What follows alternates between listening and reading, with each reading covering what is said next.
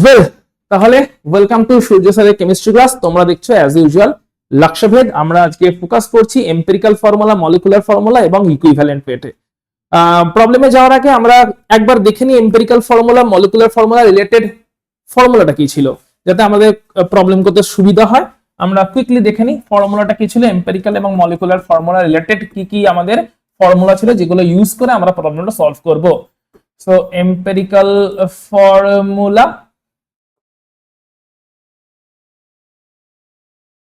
and molecular formula, এখানে mainly দুটো formula আছে যেটা আমরা ইউজ করব। আচ্ছা, ইকুইভ্যালেন্ট ওয়েটটা যখন করব তখন সেখানে তার ফর্মুলাগুলো দেখব যে কেমন করে করতে হয়। Empirical formula and molecular formula, এখানে আমরা যদি কোন একটা এম্পিরিক্যাল ফর্মুলা কাকে বলছে, যে রেশিও, একটা রেশিও, অর্থাৎ কোন একটা কম্পাউন্ডে যে এলিমেন্ট গুলো আছে তাদের যে নাম্বারের রেশিও, সেখান থেকে যে ফর্মুলা পাচ্ছি তাকে বলছি এম্পিরিক্যাল ফর্মুলা। এম্পিরিক্যাল ফর্মুলা তাহলে পাচ্ছি রেশিও থেকে, ঠিক আছে। এম্পিরিক্যাল ফর্মুলাটা কি করে পাচ্ছি? এম্পিরিক্যাল ফর্মুলা হচ্ছে, এটাকে বলা যেতে পারে একটা ড্রাফট বা একটা রাফ টাইপের, এটা পার্মানেন্ট নয়, ফাইনাল নয়, কিন্তু এটা রাফ বা একটা ড্রাফট, ঠিক আছে। তো এম্পিরিক্যাল ফর্মুলা কাকে বলতে পারি? যে একটা এলিমেন্ট যেগুলো আছে এলিমেন্টের রেশিও থেকে, ঠিক আছে, এলিমেন্টের রেশিও থেকে যে ফর্মুলাটা তৈরি হচ্ছে তাকে আমরা বলতে পারি এম্পিরিক্যাল ফর্মুলা, রাইট। এলিমেন্টের রেশিও থেকে যে ফর্মুলা তৈরি হচ্ছে তাকে আমরা বলতে পারি এম্পিরিক্যাল ফর্মুলা। এবারে এই এম্পিরিক্যাল ফর্মুলার উপরে যদি হোল এন করে দেওয়া হয়, এম্পিরিক্যাল ফর্মুলা পেলাম, রেশিওটা কেমন করে বের করতে হয় আমরা প্রবলেমের থ্রু দিয়ে দেখবো। এবার এম্পিরিক্যাল ফর্মুলা পেলাম, এম্পিরিক্যাল ফর্মুলার উপরে হোল এন করে দিচ্ছি, হোল এন করলে আমরা মলিকুলার ফর্মুলা পেয়ে যাব। তাহলে এখন আবার এন এর ভ্যালু কেমন করে পেতে হয় সেটা জানতে হবে, মলিকুলার ফর্মুলা পেয়ে যাব। তাহলে এখন এন এর ভ্যালু পাওয়ার জন্য আমাদের ফর্মুলাটা হচ্ছে n into empirical formula weight, empirical formula weight is equal to হচ্ছে molecular weight। অর্থাৎ কোশ্চেনে আমাদের directly or indirectly molecular weight দেওয়া থাকবে, কোশ্চেনে আমাদের ডাইরেক্টলি বা ইনডাইরেক্টলি মলিকুলার ওয়েটটা দেওয়া থাকবে। এবারে এম্পিরিক্যাল ফর্মুলা যেটা পেলাম, এই এম্পিরিক্যাল ফর্মুলা থেকে এম্পিরিক্যাল ফর্মুলা ওয়েটটা বের করতে হবে। এম্পিরিক্যাল ফর্মুলা থেকে এই এম্পিরিক্যাল ফর্মুলার যে মলিকুলার ওয়েট, এম্পিরিক্যাল ফর্মুলার যে মলিকুলার ওয়েট সেটা বের করতে হবে। এবার n into empirical formula weight করলে মলিকুলার ওয়েট পাওয়া যাবে। এইখান থেকে আমরা n এর ভ্যালু বের করতে পারবো। n এর ভ্যালু বেরিয়ে গেলে এম্পিরিক্যাল ফর্মুলার উপরে হোল n করে দিলে আমরা মলিকুলার ফর্মুলা পেয়ে যাব। সেই হচ্ছে আমাদের জেনারেল কনসেপ্ট। অঙ্কটা যখন করতে হবে, এই এলিমেন্টের রেশিওটাও আমার কাছে দেওয়া থাকবে না, কিছু ডেটা দেওয়া থাকবে। আমাকে প্রথমে এলিমেন্টের রেশিও বের করতে হবে। অর্থাৎ যদি কোনো একটা হাইড্রোকার্বন বলা থাকে, তাতে কার্বনের পার্সেন্টেজ দেওয়া থাকবে, হাইড্রোজেনের পার্সেন্টেজ দেওয়া থাকবে, সেখান থেকে রেশিওটা কি, কার্বন আর হাইড্রোজেনের রেশিওটা কি, ওই রেশিওটা প্রথমে আমাকে ফিগার আউট করতে হবে। রেশিওটা জানা থাকলে সেখান থেকে আমি এম্পিরিক্যাল ফর্মুলা বের করতে পারবো। তারপরে এম্পিরিক্যাল ফর্মুলা থেকে n into empirical formula weight use করে মলিকুলার ফর্মুলা ওয়েটের সঙ্গে ইকুয়াল করব। মলিকুলার ফর্মুলাটা আবার মলিকুলার ওয়েটটাও আবার দেওয়া থাকবে ডাইরেক্টলি বা ইনডাইরেক্টলি, সেখান থেকে nটা ক্যালকুলেট করতে পারবো এবং আমরা ফাইনালি মলিকুলার ফর্মুলাতে যেতে পারবো। তো চলো দেখা যাক কেমন করে আমরা প্রবলেমে অ্যাপ্রোচ করছি। তোমার জন্য প্রথম প্রবলেম কোশ্চেন পেপারে আমাদের স্ক্রিনে আছে। প্রথম প্রবলেম কি বলছে? অ্যান অর্গানিক কম্পাউন্ড, প্রথম কথাই বলে দিচ্ছে অর্গানিক কম্পাউন্ড। অর্গানিক কম্পাউন্ড এই কথাটা বলে দেওয়ার মানে কি? মানে হচ্ছে ক্লিয়ার কাট, এখানে কার্বন এবং হাইড্রোজেন প্রেজেন্ট আছেই আছে, কারণ অর্গানিক কম্পাউন্ডে কার্বন হাইড্রোজেন প্রেজেন্ট থাকেই থাকে। তাহলে অর্গানিক কম্পাউন্ড কন্টেন্স, কার্বন বলেছে 40%, হাইড্রোজেন বলেছে 6.6%। if the molecular mass of the compound is 30, মানে মলিকুলার ওয়েটটাও ডাইরেক্টলি বলে দিয়েছেন, ইনডাইরেক্টলি বলতে পারতো, মলিকুলার ওয়েট না বলে বলতে পারতো ভেপার ডেনসিটি। আমরা জানি ভেপার ডেনসিটিকে 2 দিয়ে মাল্টিপ্লাই করলে মলিকুলার ওয়েট পাওয়া যায়। সো ডাইরেক্টলি মলিকুলার ওয়েট না বলে কিন্তু ভেপার ডেনসিটিও বলতে পারতো। সেক্ষেত্রে ভেপার ডেনসিটি কত বলতো? 15 বলতো, তাকে 2 দিয়ে মাল্টিপ্লাই করে আমরা মলিকুলার ওয়েট 30 তে রিচ করতে পারতাম। এনিওয়ে এখানে ডাইরেক্টলি বলে দিয়েছে। What will be the empirical formula and molecular formula জানতে চেয়েছে। তাহলে আমাকে প্রথমে রেশিওটা বার করতে হবে, কার্বন হাইড্রোজেনের পার্সেন্টেজ কি অ্যাড করে দেখতে হবে 100% হয় কিনা। তাহলে কার্বনের পার্সেন্টেজ আছে 40, হাইড্রোজেন পার্সেন্টেজ আছে 6.67, ক্লিয়ারলি অ্যাড করে 100% তো হচ্ছে না, মানে এখানে আরো একটা এলিমেন্ট প্রেজেন্ট আছে। যখনই দেখবো যে 100% হচ্ছে না, আরো একটা কিছু প্রেজেন্ট আছে, আমাদের সবসময় সেটাকে অক্সিজেন ধরতে হবে। সে অর্গানিক কম্পাউন্ড হোক, ইনঅর্গানিক কম্পাউন্ড হোক, যে কোনো কম্পাউন্ড হোক। অর্থাৎ যে এলিমেন্টের গ্যাপটা ফিল করবে সেটা হচ্ছে অলওয়েজ অক্সিজেন। কার্বন আছে 40%, হাইড্রোজেন আছে 6.67%, মানে বাকি যেটা আছে সেটা অলওয়েজ অক্সিজেন হবে। তাহলে পার্সেন্টেজ গুলো আমরা এরকম একটা টেবিল তৈরি করার চেষ্টা করছি, যেখানে প্রথমে আমরা লিখছি এলিমেন্টের নামগুলো। এলিমেন্ট কি কি আছে? কার্বন আছে, হাইড্রোজেন আছে, আর যেটা লেখা নেই কিন্তু আছে বলে বুঝলাম সেটা হচ্ছে অক্সিজেন। এটা আছে কোথাও লেখা নেই, কিন্তু কিছু বাকি থাকলে সেটা অলওয়েজ অক্সিজেনই হবে। তারপরে কলাম বানাচ্ছি পার্সেন্টেজ, কার্বন হচ্ছে 40, হাইড্রোজেন হচ্ছে 6.67, তাহলে বাকিটা কি হবে? বাকিটা হচ্ছে 100 মাইনাস 40 প্লাস 6.67, কত আসছে বলে? এটা হচ্ছে 46.67। তাহলে 100 থেকে 46.67 মাইনাস করলে কত হয় বলো? 100 থেকে 46.67 মাইনাস করলে কত হয়? কত হচ্ছে প্রমা বল? 53.33। সকলে এগ্রি হোপফুলি? তাহলে পার্সেন্টেজ অক্সিজেনের পেয়ে গেলাম। তাহলে প্রথম কথা আমাদের কি বুঝতে হলো, যে যেটা যেটা নেই, যেটা কম আছে সেটা অলওয়েজ অক্সিজেন, সে যে কোনো প্রবলেম হোক, যেটা কম আছে এটা অক্সিজেন। কার্বন হাইড্রোজেন অ্যাড করে 100 হচ্ছিল না, যদি 100 হয়ে যেত মিটে যেত, 100 হচ্ছিল না, তো বাকিটা হচ্ছে অক্সিজেন। আচ্ছা, নেক্সট কি করতে হবে? নেক্সট হচ্ছে আমাদের এদের অ্যাটমিক ওয়েট গুলো, যেগুলো কিনা আমরা মেমোরাইজ করে রাখি, সেটা লিখে ফেলতে হবে। সো কার্বনের অ্যাটমিক ওয়েট হচ্ছে 12, হাইড্রোজেনের অ্যাটমিক ওয়েট হচ্ছে 1, অক্সিজেনের অ্যাটমিক ওয়েট হচ্ছে 16, লিখে ফেললাম। এবারে আমাদের বের করতে হবে অ্যাটমিক রেশিও। অ্যাটমিক রেশিও, এই অ্যাটমিক রেশিও কেমন করে বেরোবে? অ্যাটমিক রেশিও বেরোবে হচ্ছে percentage divided by atomic weight. Percentage divided by atomic weight, percentage divided by atomic weight, percentage divided by atomic weight. তাহলে এখান থেকে আমাদের রেশিও বেরোবে। আচ্ছা, এই রেশিওটা কত হবে? 40/12 কত হচ্ছে বলো? 40/12 হচ্ছে 3.33 আসছে। 3.33, এটা কত আসছে? 6.67, এটা কত আসছে? 3.33। 3.33 এটাও আসছে। 16 3 48, হ্যাঁ 3.33। হ্যাঁ, CH2 আসছে, CH2 কারেক্ট আনসার। আমরা দেখে নিই 3.33। তাহলে অ্যাটমিক রেশিও গুলো বেরোলো কি করে? বেরোলো পার্সেন্টেজ বাই অ্যাটমিক ওয়েট করে, percentage by atomic weight, atomic ratio. এবারে এদের মধ্যে দেখতে হবে স্মলেস্ট কোনটা। স্মলেস্ট হচ্ছে 3.33। তাহলে 3.33 যেটা কিনা স্মলেস্ট, সেটা দিয়ে সবকটা রেশিওকে ভাগ করলে আমরা পাবো সিম্পল অ্যাটমিক রেশিও। প্রথমটা অ্যাটমিক রেশিও, পরেরটা হচ্ছে simple atomic ratio. Simple atomic ratio কি? 3.33 হচ্ছে স্মলেস্ট, ওটা দিয়ে ভাগ করে দাও, ডিভাইড করে দিলাম, that will come 1। 6.67 divided by 3.33, যেটা কিনা স্মলেস্ট, ভাগ করলাম, এটা পেলাম 2। এটা হচ্ছে 3.33 ডিভাইড করলাম 3.33 দিয়ে পেলাম 1। তাহলে আমাদের কার্বন আছে কত বেরোলো? 1, হাইড্রোজেন কত? 2, অক্সিজেন কত? 1। তাহলে রেশিওটা কি দাঁড়াচ্ছে? যেটা কিনা আমাদের এলিমেন্ট গুলোর রেশিও, কার্বন, এটাকে অ্যাকচুয়াল না, এটা রাফ, একেবারেই রাফ, যেটা কিনা empirical formula. Carbon is to hydrogen is to oxygen, carbon 1, hydrogen 2, oxygen 1। তাহলে এটা দাঁড়ালো আমাদের রেশিও। এবার রেশিও পেয়ে যাওয়ার পরে আমরা আরামসে এম্পিরিক্যাল ফর্মুলা বের করতে পারবো, দ্যাট উইল বি কার্বন একটা, হাইড্রোজেন দুটো, অক্সিজেন একটা। তাহলে এম্পিরিক্যাল ফর্মুলা বের হবে CH2O। তাহলে CH2O হোল এন করলে আমরা মলিকুলার ফর্মুলা পেয়ে যাব। এবারে CH2 এর আমরা বের করে নিই CH2 এর এম্পিরিক্যাল ওয়েট কত। কার্বন হচ্ছে 12, হাইড্রোজেন হচ্ছে তোমার 1 × 2, আর অক্সিজেন হচ্ছে 16, তাহলে এটাই আসছে 30। তাহলে ফর্মুলা কি দাঁড়াচ্ছে? n into empirical formula weight which is 30, যেটা কিনা এম্পিরিক্যাল ফর্মুলা থেকে যে মলিকুলার ওয়েটটা পেলাম, is equal to molecular weight which is given, which is 30 again. তাহলে n into empirical weight, empirical ওয়েটটা কোনটা? এই CH2O ফর্মুলা থেকে যে এম্পিরিক্যাল ওয়েটটা পেলাম, that is 30, is equal to molecular weight কোশ্চেনে given আছে, that is also 30। তাহলে এখান থেকে n কত বেরোচ্ছে? n বেরোচ্ছে 1। n যদি 1 হয় তাহলে একটা आंसर, এটা হচ্ছে আমাদের মলিকুলার ফর্মুলা, যেটা কিনা CH2O whole 1 which coming as CH2O। তাহলে মলিকুলটার এম্পিরিক্যাল ফর্মুলাও CH2O, এই মলিকুলটার মলিকুলার ফর্মুলাও বেরোলো CH2O।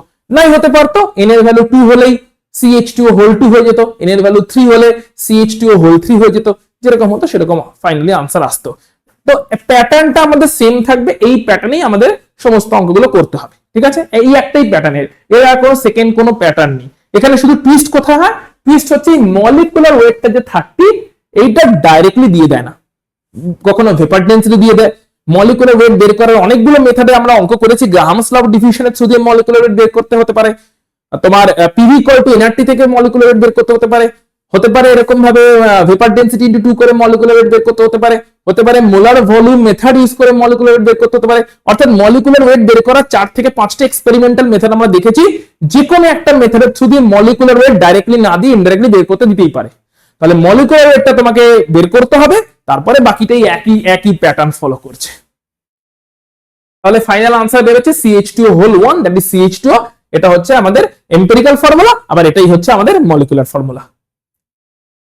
পরেরটা কি বলছে দেখো, একই প্রবলেম, একই টাইপের প্রবলেম। আরো একটা উদাহরণ দেখছি আমরা। বলছে compound on analysis gave the following percentage composition.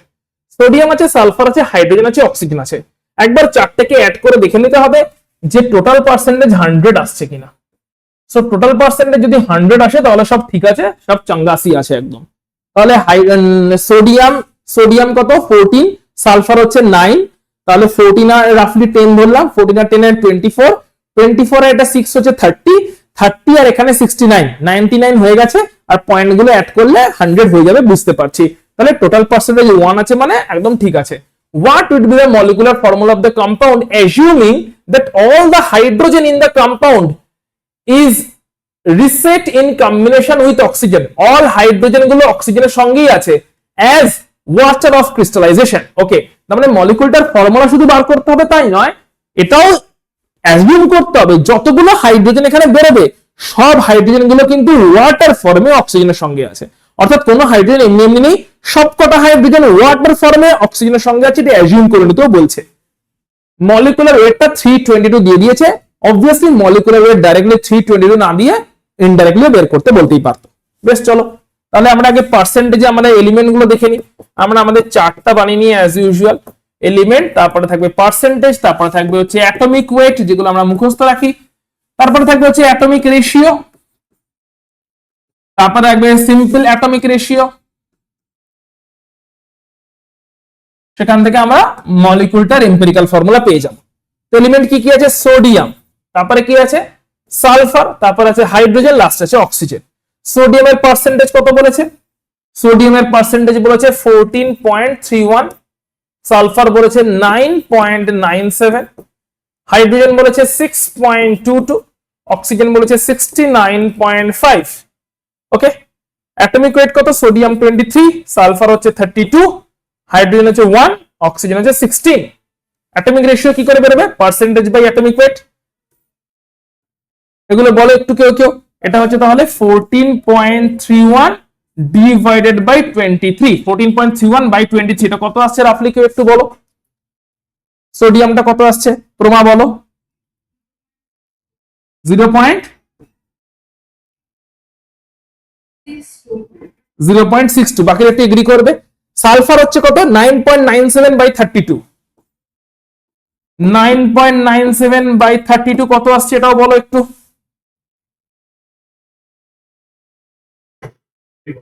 0.31। Okay, hydrogen আছে 6.22, 6.22 বাই 1, এটা আসবে 6.22, এটা তো সব থেকে সহজ। আর 69.5 অক্সিজেন বাই 16, এটা কত আসছে বলো?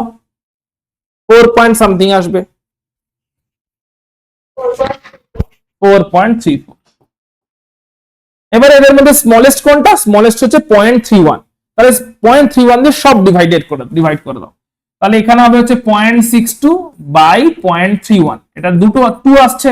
এটা হবে হচ্ছে 0.31 বাই 0.31, এটা 1 আসছে। এটা আসছে হচ্ছে 6.22 বাই 0.31, এটা 20 আসছে। 20 আসছে তো, 6.22 বাই 0.31, হ্যাঁ 20 আসছে। আর এটা আসছে 4.34 বাই 0.31, এটা কত আসছে একটু দেখে বলো তো। 4.34 বাই 0.31, 14 আসছে মনে হয়, 14ই আসা উচিত। দেখো একটু দেখে, 3 14 42, 14 পয়েন্ট সামথিং আসা উচিত বা 14 আসা উচিত। তাহলে 40, তাহলে সবগুলো বেরিয়ে গেল। সোডিয়াম আছে 2, সালফার আছে 1, হাইড্রোজেন আছে 20, অক্সিজেন আছে 14। তাহলে এম্পিরিক্যাল ফর্মুলা এখান থেকে আমাদের বেরোচ্ছে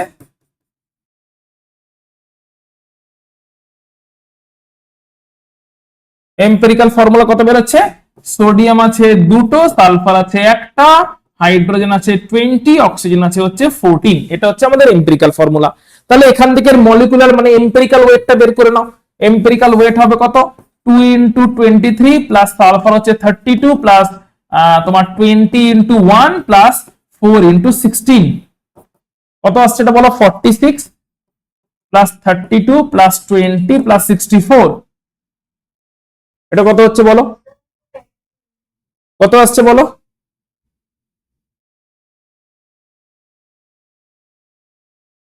4 আর দিয়ে 6 আর 6 2 হাতে 1 6 7 8 9 10 11 12 13 14 15 না কত আসছে? 152 এই সরি আমরা তো ভুল করে যে 14 ইন্টু 16 হবে, সরি 14 ইন্টু 16 হবে, মাই মিস্টেক। 14 ইন্টু 16 তাহলে এটা কত হবে বলো? 14 ইন্টু 16 মানে হচ্ছে 64 আর 160 64 আর 160 224 হবে এটা। এবারে অ্যাড করে বলো কত হচ্ছে?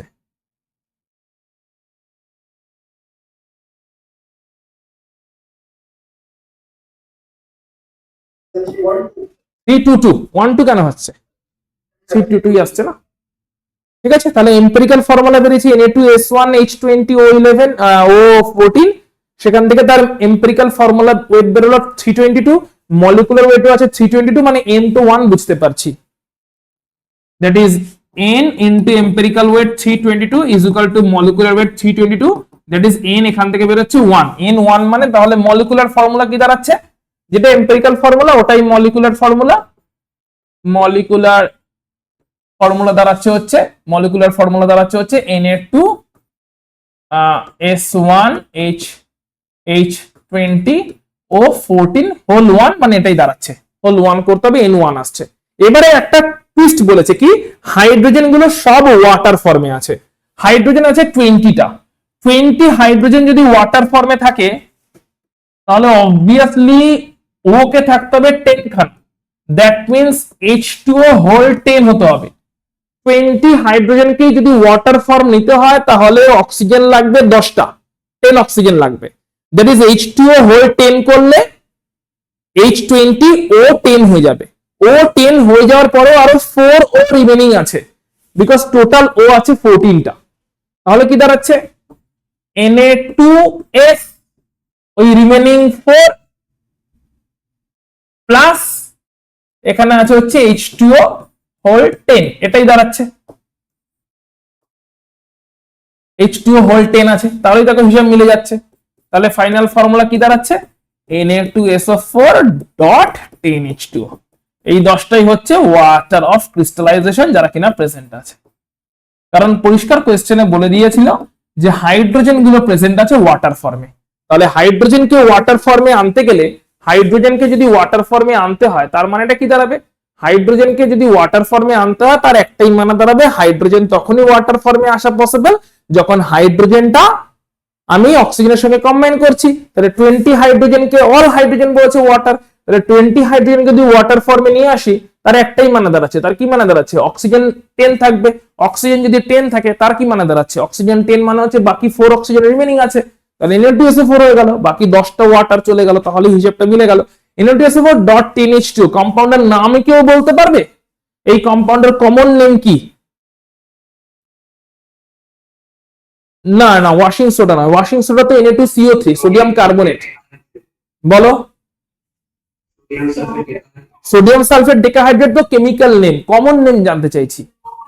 গ্লোবার সল্ট, ভেরি গুড, এটা গ্লোবার সল্ট, এই কম্পাউন্ডের কমন নেম গ্লোবার সল্ট। কে বলতে পারবে গ্লোবার সল্ট কেন ফেমাস? গ্লোবার সল্টের স্পেসিফিকেশন বা কি ফিচার্স আছে? একটা স্পেশাল ফিচার আছে না, গ্লোবাল সল্টের একটা স্পেশাল ফিচার আছে, এই কম্পাউন্ডের নাম হচ্ছে global salt, Na2SO4 dot 10H2, global salt, এর একটা স্পেশাল ফিচার আছে।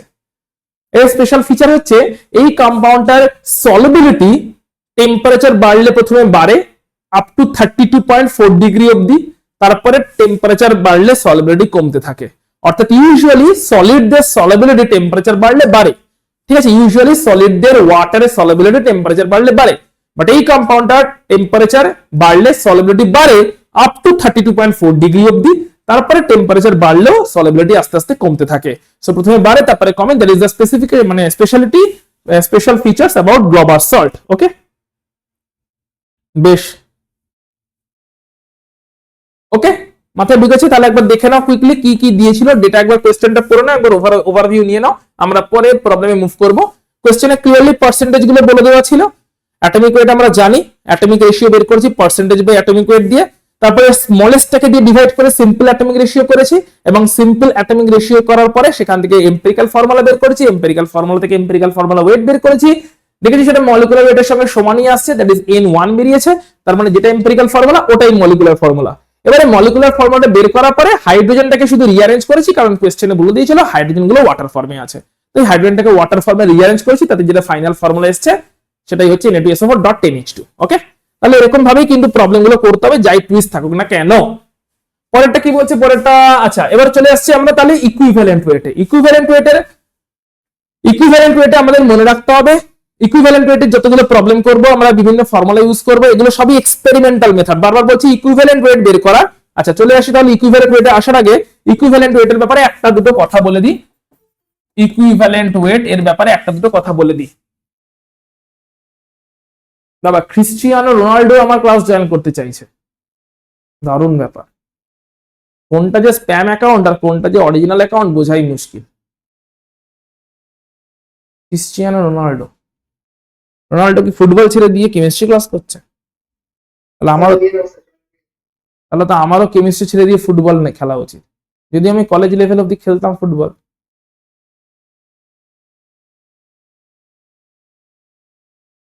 না, তারপরে দেখা যাবে স্প্যামার কেউ ঢুকে বসে আছে।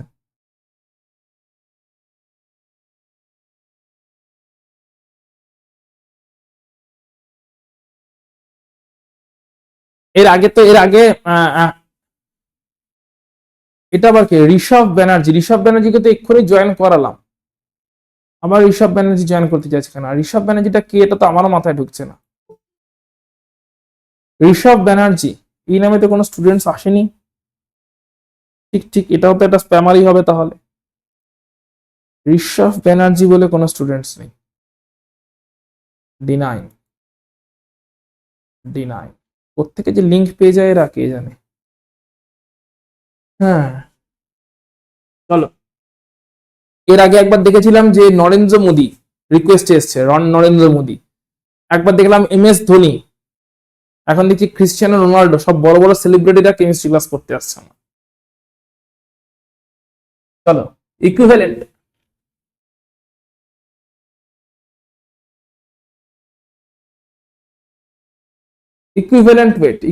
ওয়েটের আমরা দেখে নিই কি কি ইয়ে আছে। ইকুইভ্যালেন্ট ওয়েটের আমাদের কি বলে, কি কি আমাদের কেস আছে। একটা প্রথমে মাথায় রাখতে হবে, যেখানে হচ্ছে প্রথমটা হচ্ছে আমাদের যেখানে নোন ফর্মুলা যদি জানা থাকে, যেরকম ফর এক্সাম্পল এখানে এর আন্ডারে কি কি হতে পারে কোনো অ্যাটম Cu2+ আর আয়ন Cu2+, Fe2+, ফর্মুলা জানি। হতে পারে কোনো পলিঅ্যাটমিক আয়ন, এদের ফর্মুলাগুলো লিখছি না, এগুলো ক্লাসে আমরা করেছিলাম, বাট সিচুয়েশন গুলো বলছি। সালফেট, কার্বনেট জানি, নাইট্রেট NO3- জানি। সো যদি জানি ফর্মুলা, তার জন্য ডাইরেক্ট ফর্মুলা আমাদের কাছে আছে, যেগুলো আমরা ক্লাসে দেখেছিলাম, সেই ফর্মুলাতে পুট করলে আমরা ভ্যালু পেতে পারি। হতে পারে কোনো অ্যাসিড আছে, অ্যাসিডের ফর্মুলা ইকুইভ্যালেন্ট ওয়েট, অ্যাসিডের ফর্মুলাটা জানি, H2SO4 জানি, H3PO4 জানি। তো ফর্মুলা যদি জানা থাকে তাহলে তাদের ইকুইভ্যালেন্ট ওয়েট বের করার জন্য আমাদের কাছে কিছু ফর্মুলা আছে, যেগুলো থ্রু দিয়ে আমরা ইকুইভ্যালেন্ট ওয়েট বের করতে পারি, যেক্ষেত্রে কিনা কম্পাউন্ডার ফর্মুলা আমার কাছে জানা আছে, বেসের ফর্মুলা জানা আছে, ইকুইভ্যালেন্ট ওয়েট আমরা ফর্মুলা থ্রু দিয়ে বের করতে পারি। কোন সল্ট, তার ফর্মুলা জানা আছে, তাহলে ইকুইভ্যালেন্ট ওয়েটের জন্য আমরা তার ফর্মুলাকে ইউজ করে বের করতে পারি তার ইকুইভ্যালেন্ট ওয়েট। তাহলে এগুলো হচ্ছে নোন, একটা হচ্ছে এক্সপেরিমেন্টাল মেথড, যেখানে ফর্মুলা জানা নেই, আননোন কম্পাউন্ড। তাহলে আননোন কম্পাউন্ড যদি হয়, যেখানে ফর্মুলা মানে জানা নেই, অর্থাৎ আননোন কম্পাউন্ড মানে এক্সপেরিমেন্টাল মেথড। এই এক্সপেরিমেন্টাল মেথডের গুলো নিয়ে এখন আমরা অঙ্ক করতে চলেছি। এক্সপেরিমেন্টাল মেথড মানে আমাকে কিছু ডেটা দিয়ে দেবে, সেই ডেটাগুলোতে আমাকে অ্যাজ আ রেফারেন্স কি কি ইউজ করতে হবে। 1 গ্রাম হাইড্রোজেন বা 8 গ্রাম অক্সিজেন বা 35.5 গ্রাম ক্লোরিন, মনে রাখতে হবে এগুলোই হবে রেফারেন্স। কি কি রেফারেন্স? রেফারেন্সে ইউজ হবে হচ্ছে যখনই আননোন কম্পাউন্ড এক্সপেরিমেন্টাল মেথড, তখন রেফারেন্স কাদের ইউজ করব? একটা হচ্ছে 1 গ্রাম হাইড্রোজেনকে অ্যাজ আ রেফারেন্সে ইউজ করতে হবে। কেমন করে ইউজ করবো অঙ্ক দেখলেই বুঝবো। অথবা 8 গ্রাম অক্সিজেনকে রেফারেন্স হিসেবে ইউজ করতে হবে যদি অক্সিজেনের রেসপেক্টে কোশ্চেন থাকে। অথবা 35.5 গ্রাম ক্লোরিনকে ইউজ করতে হবে অ্যাজ আ রেফারেন্স যদি ক্লোরিনের রেসপেক্টে প্রবলেম থাকে। তাহলে কোন এলিমেন্টের রেসপেক্টে প্রবলেম আছে অ্যাকর্ডিংলি আমাদের রেফারেন্স চুজ করতে হবে এবং স্টয়চিওমেট্রিক্যালি হিসেব করে আমাদের এক্সপেরিমেন্টালি ইকুইভ্যালেন্ট ওয়েট বের করতে হবে, যে ক্ষেত্রে কম্পাউন্ডটা আননোন, তার ফর্মুলা মলিকুলার ফর্মুলা জানা নেই। তো আমরা প্রথম প্রবলেমে চলে যাচ্ছি, কেমন করে করব দেখেন। ফার্স্ট প্রবলেমটা ফোকাস করো। কি বলছে? when dissolved in dilute sulfuric acid, dilute sulfuric acid dissolve করা হয়েছে 0.275 গ্রাম অফ মেটাল, কোন একটা মেটালকে evolved 119.7 ml hydrogen gas, that much hydrogen gas evolve হয়েছে।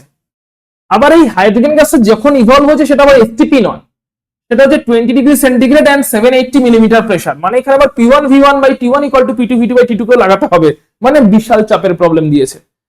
Hydrogen gas was collected over water. Okay, aqueous tension is 17.4. aqueous tension এর মানে কি? Water ভেপারের যে pressure, অর্থাৎ এই যে হাইড্রোজেন গ্যাসের প্রেসার 780.4, এটা ড্রাই হাইড্রোজেন গ্যাসের প্রেসার নয়, এর মধ্যে ময়েশ্চার মিশিয়ে আছে, কারণ হাইড্রোজেনটাকে জলের উপরে কালেক্ট করা হয়েছে।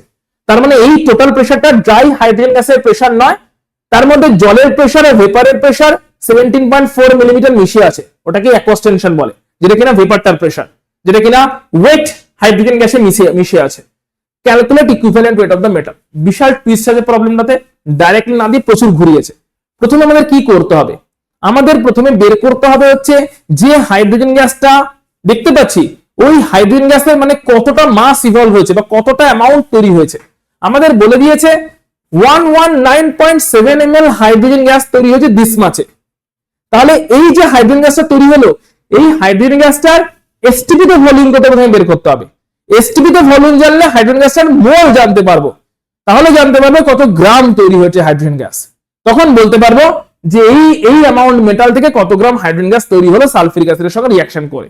তাহলে আমরা প্রথমে দেখছি ইনিশিয়াল কন্ডিশন, যেটা কিনা গিভেন কন্ডিশন দিয়ে দিয়েছে, কারণ আমাদের এসটিপি তে যেতে হবে, দিয়ে হাইড্রোজেন গ্যাস কতটা তৈরি হয়েছে তার মোল এবং তার মাস জানতে হবে।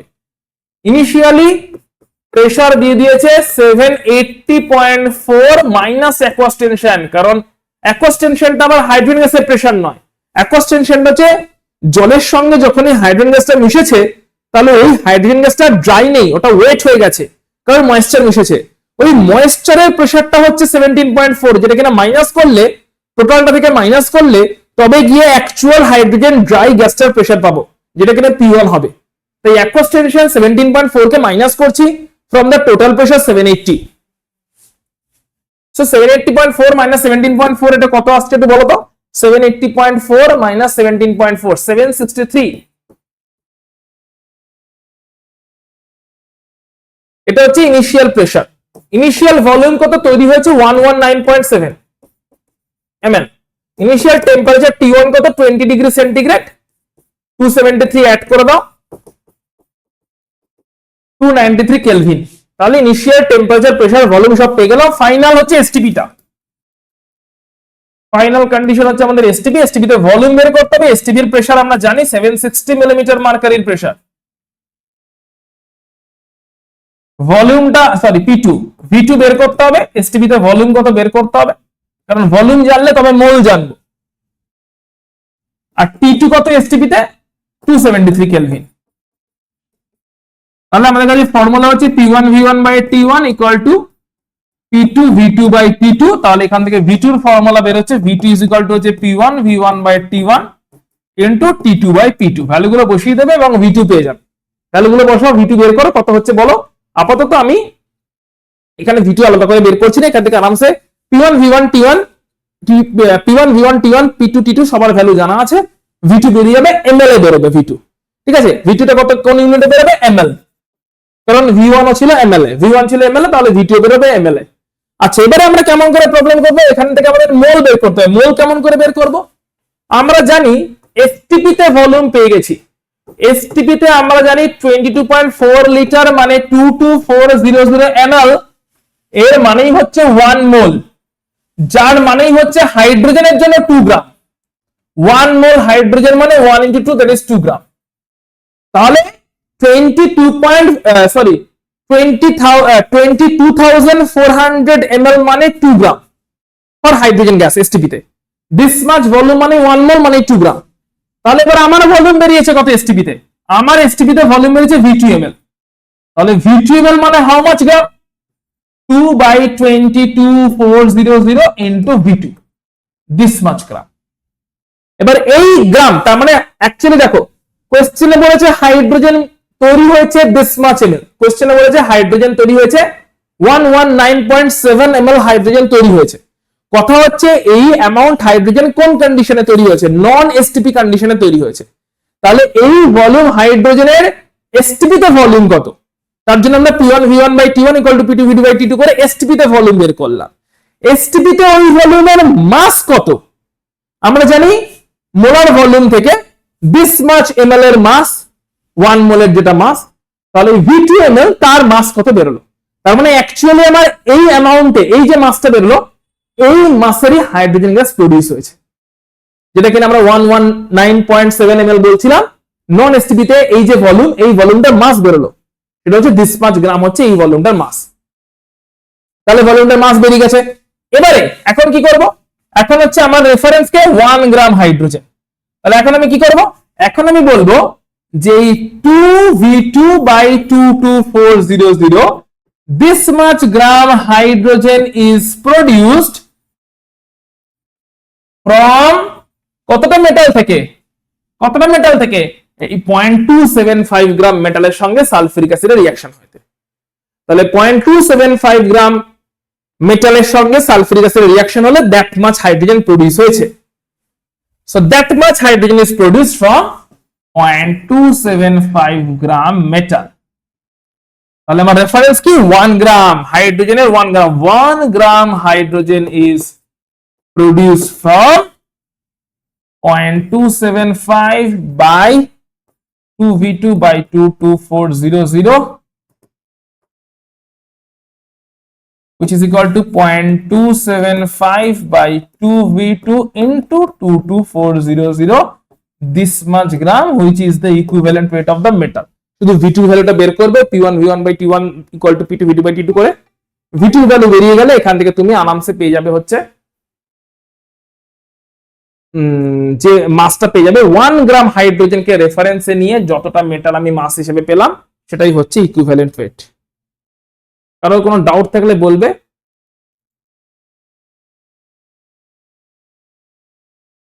হ্যালো, হ্যাঁ হ্যাঁ, সালা গোপাল থেকে বলেছো? ঠিক আছে, হ্যাঁ বলে দিয়েছি। হ্যাঁ ঠিক আছে, হ্যাঁ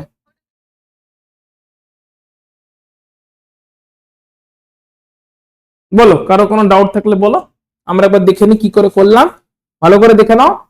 আমরা আমাদের ইনিশিয়াল কন্ডিশন দেওয়া ছিল হাইড্রোজেন কতটা তৈরি হয়েছে, ফাইনাল কন্ডিশনে আমরা এসটিপি কে নিলাম এবং এসটিপি তে হাইড্রোজেনের ভলিউম V2 বের করলাম এবং এই V2 ভলিউমের মাস বের করলাম মোলার ভলিউম ইউজ করে।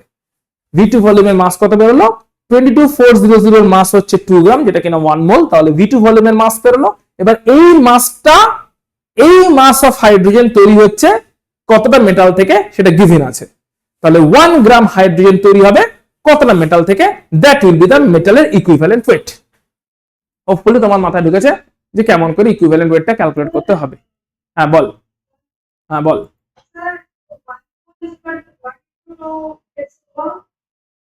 1 मोल हाइड्रोजन का मॉलिक्यूलर वेट बताओ।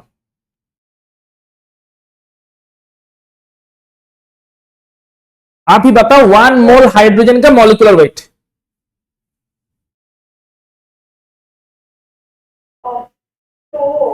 2 ग्राम। और 1 मोल हाइड्रोजन का वॉल्यूम कितना? वॉल्यूम एट एसटीपी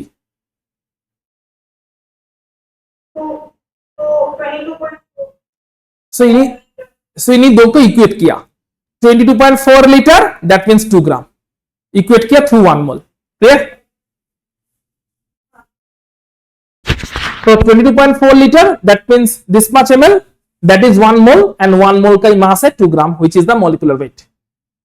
तो V2ml का मास कितना, एंड दैट मच प्रोड्यूस करने के लिए मेटल कितना चाहिए, सो 1 ग्राम प्रोड्यूस करने के लिए मेटल कितना चाहिए, so that will be the equivalent weight of the metal. ऐसे आपको सॉल्व करना पड़ेगा। Okay, clear? Everyone clear? সকলে বলো এই মেথডটা ক্লিয়ার কিনা পুরোপুরি। এখানে আমরা কাকে ইউজ করেছি, এখানে আমরা হচ্ছে এই 1 গ্রাম হাইড্রোজেনকে অ্যাজ আ রেফারেন্স হিসেবে ইউজ করলাম। অর্থাৎ আমাকে at the end of the problem কি ক্যালকুলেট করতে হবে, টার্গেটটা কি, টার্গেট হচ্ছে 1 গ্রাম হাইড্রোজেন প্রডিউস করতে how much is required of any substance. এটা হচ্ছে আমার টার্গেট স্টেটমেন্ট হবে। I am repeating, 1 gram of hydrogen produce করতে how much of a substance will be required, সেটাই হবে সেই সাবস্টেন্সের ইকুইভ্যালেন্ট ওয়েট। রেফারেন্স হচ্ছে এখানে হাইড্রোজেন, বিকজ কোয়েশ্চেনে হাইড্রোজেনের রেসপেক্টে দিয়েছিল। 1 গ্রাম হাইড্রোজেনের সঙ্গে কত গ্রাম হচ্ছে ইকুইভ্যালেন্ট, সেটাই হচ্ছে equivalent wait. 1 gram hydrogen produce করতে কত গ্রাম কোন সাবস্টেন্স রিকোয়ার্ড, বা 1 গ্রাম হাইড্রোজেন প্রডিউস হলে তার সঙ্গে আর কত গ্রাম সাবস্টেন্স প্রডিউস হয়। সো দিস আর দ্য হাইড্রোজেনের রেসপেক্টে ইকুইভ্যালেন্ট ওয়েট ক্যালকুলেশন এক্সপেরিমেন্টাল মেথডে। আমরা জানি না কিন্তু এখানে মলিকুলার ফর্মুলা কি, আননোন কম্পাউন্ড। সো এইভাবে ডেটা থেকে আমরা বের করতে পারি। এক্সপেরিমেন্টাল ডেটা দিয়ে দেওয়া আছে, কোশ্চেন দেখতেই পাচ্ছ এক্সপেরিমেন্টাল ডেটা দিয়ে দেওয়া আছে, একটা এক্সপেরিমেন্ট হচ্ছে, এক্সপেরিমেন্টে কিছু ডেটা দিয়ে দিয়েছে, এখান থেকে আমাকে ইকুইভ্যালেন্ট ওয়েট বের করতে হচ্ছে। সো সেকেন্ড প্রবলেমে চলে যাচ্ছি, ইকুইভ্যালেন্ট ওয়েটের খুব ইম্পর্টেন্ট প্রবলেম এগুলো তো মানে এই প্রবলেমগুলো তো আলাদা করে এমসিকিউ ফর্মে আসবে না, কিন্তু তোমাকে এই প্রবলেমগুলো প্রত্যেকটা মোমেন্টে জেনে রাখতে হবে, কারণ কোথায় কোন স্টয়কিওমেট্রি সলভ করতে গেলে মানে এগুলো কি বলতো, এগুলো part of the huge problem. একটা বড় প্রবলেম, একটা যেইটা এখন একটা প্রবলেম দেবে, একটা নিচে একটা প্রবলেম দেবে, সেই পুরো প্রবলেমটাকে সলভ করতে গেলে এই পার্ট গুলোকে করে করে করে করে যেতে হবে। তো সেই পার্ট এগুলো কিন্তু ডাইরেক্ট প্রবলেম হিসেবে কোনোদিনই এমসিকিউতে আসবে না, এগুলো হচ্ছে একটা বড় প্রবলেমের ছোট ছোট পার্ট। তাহলে বড় প্রবলেম যখন আসবে তখন এই প্রত্যেকটা পার্ট তোমার কাছে ক্লিয়ার থাকে, তুমি ফটাফট সলভ করতে পারবে। 1.40 gram of metal when heated in a current of oxygen gave 1.93 gram of the metal oxide. Calculate the equivalent weight of the metal. আমাকে প্রথমে কি বলছেন বলো, এখানে রেফারেন্সটা কি, কোশ্চেন পরে দিয়ে বলো রেফারেন্স কাকে ইউজ করব, অক্সিজেনকে রেফারেন্স হিসেবে ইউজ করব। Very good. অক্সিজেন রেফারেন্স মানে কত গ্রাম অক্সিজেনকে রেফারেন্স হিসেবে নিতে হবে, 8 গ্রাম অক্সিজেনকে আমাকে অ্যাজ আ রেফারেন্স নিতে হবে। তাহলে প্রবলেম পড়বো, 8 গ্রাম অক্সিজেন প্রডিউস করতে how much substance required, that will be the equivalent weight with respect to oxygen. Problem পড়ছি, 1.4 গ্রাম অফ মেটাল হিট করা হয়েছে অক্সিজেনে, তাহলে 1.93 গ্রাম অফ মেটাল অক্সাইড দিয়েছে। তাহলে মেটাল অক্সাইড হচ্ছে 1.93 গ্রাম, ওর মধ্যে মেটাল আছে হচ্ছে 1.40 গ্রাম, তাহলে বাকিটা অক্সিজেনই আছে, অক্সিজেনই তো হিট করেছি। 1.93 minus 1.40 which comes কতরে আসছে, 0.43 নাকি না 0.53, 0.53 গ্রাম। তাহলে আমার 8 গ্রাম টার্গেট। আমার স্টেটমেন্ট কি হবে, স্টেটমেন্ট হবে 0.53 গ্রাম অক্সিজেনের সঙ্গে কম্বাইন করেছে কত গ্রাম মেটাল, 1.40 গ্রাম মেটাল, 1.40 গ্রাম মেটাল কম্বাইন করেছিল, তাই না? 0.53 গ্রাম অক্সিজেনের সঙ্গে 0.53 গ্রাম অক্সিজেনের সঙ্গে 1.40 গ্রাম মেটালি কম্বাইন করেছিল। সো রেফারেন্সে কে আসবে, রেফারেন্সে আসবে 8 গ্রাম অক্সিজেনের সঙ্গে কত গ্রাম মেটাল কম্বাইন করবে, that is 1.40 by 0.53 into 8 gram metal. এটাই হবে হচ্ছে মেটালটার ইকুইভ্যালেন্ট ওয়েট। ক্যালকুলেট করে বলো কত আসছে, এটাই হবে হচ্ছে आंसर 1.40 বাই 0.53 মানে 140 বাই 53 ইনটু 8, 140 বাই 53 ইনটু 8 করলে যেটা আসবে সেটাই হচ্ছে তোমার आंसर। বিকজ আমরা দেখতে পাচ্ছি 0.53 গ্রাম অক্সিজেন 1.40 এর সঙ্গে রিঅ্যাক্ট করে, তাহলে 8 গ্রাম অক্সিজেন কতটার সঙ্গে রিঅ্যাক্ট করবে, that will be the answer. ঠিক আছে, চলো পরেরটাই যাই তাহলে। অর্থাৎ এখানে রেফারেন্সটাকে ইউজ করলাম, এখানে রেফারেন্সটা আমরা ইউজ করলাম হচ্ছে এই 8 গ্রাম অক্সিজেন, এটাকে রেফারেন্স হিসেবে ইউজ করলাম। 8 গ্রাম অক্সিজেনের সঙ্গে কিভাবে চলছে। পরেরটা পড়ো। এই প্রবলেমটা আমি চাইছি উইদাউট পেন পেপার, ঠিক 1 মিনিট সময় দেবো আনসার করতে হবে। 1 minute without pen paper, and your time starts now. 1 minute without pen paper. প্রবলেমটা পরে একদম অক্সিজেনের রেসপেক্টেই করতে হবে, কুইকলি।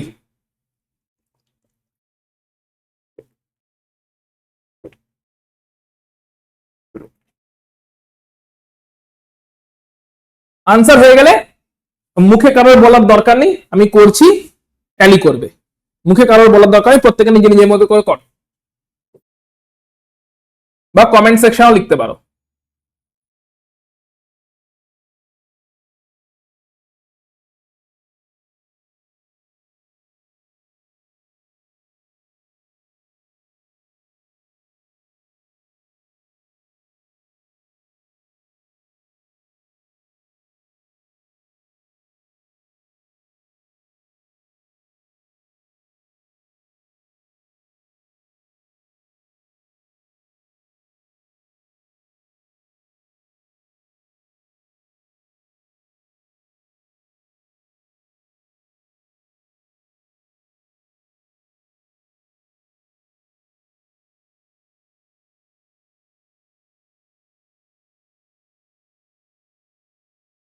বলো আনসার কি 100 এসছে সকালে?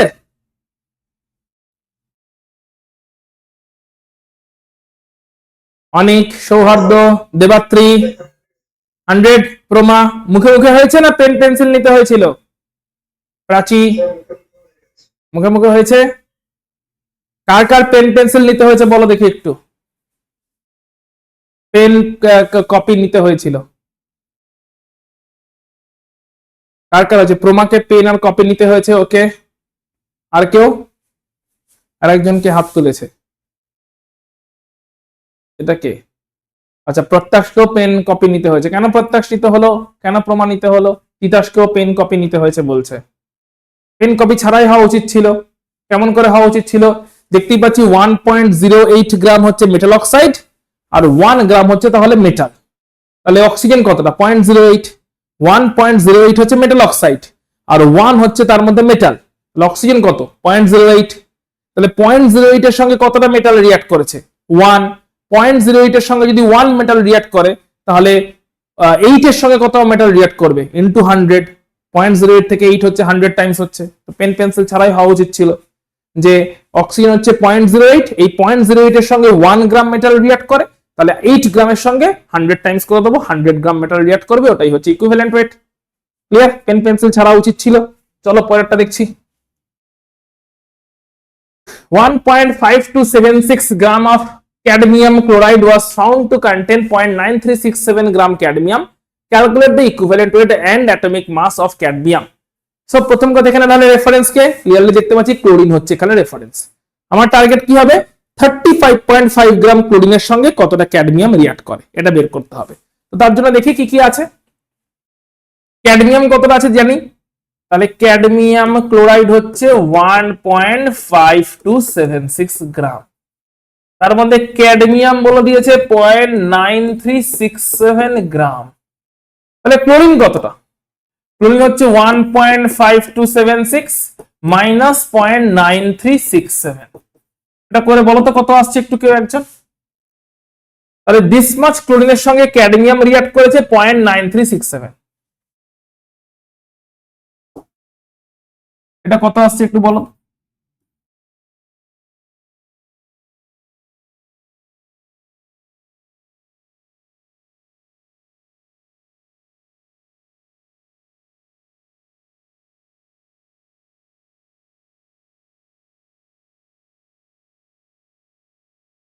এটা কত আসছে একটু বল যে কেউ।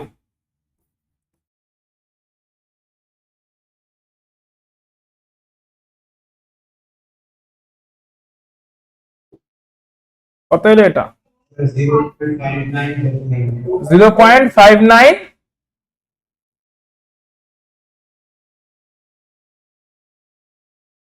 ওকে, তাহলে ক্লোরিন আছে 0.5909, তাহলে বলতে পারি 0.5909 গ্রাম ক্লোরিনের সঙ্গে রিঅ্যাক্ট করে 0.9367 গ্রাম ক্যাডমিয়াম, তাই তো করছে।